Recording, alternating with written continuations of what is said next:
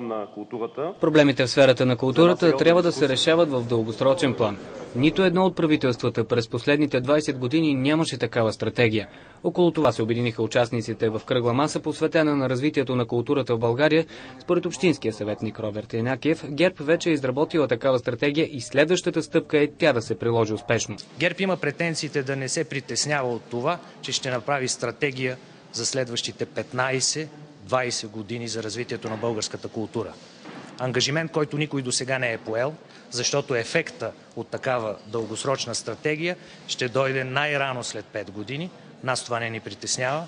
Напротив, единственото хубаво нещо от цялата работа е, че никой досега не го е направил и ние сме готови да сме първите, които правят това.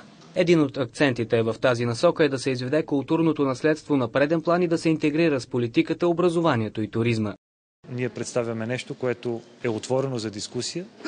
Представяме нещо, което ще се надгражда, защото ние днес полагаме основите, над които ще може да се говори в оставащите няколко месеца, защото когато влезеш в изпълнителната власт, не трябва тогава да почваш да мислиш какво трябва да направиш и да го представиш в края на мандата си, за това какво би направил в следващ мандат, ако получиш одобрението на обществото. Интернет пиратството също е много наболял проблем, който може да се реши с инвестиции и завишен контрол. Да се въведе финансова децентрализация на културните институти, театрите и кината е другото решение на част от проблемите в този сектор.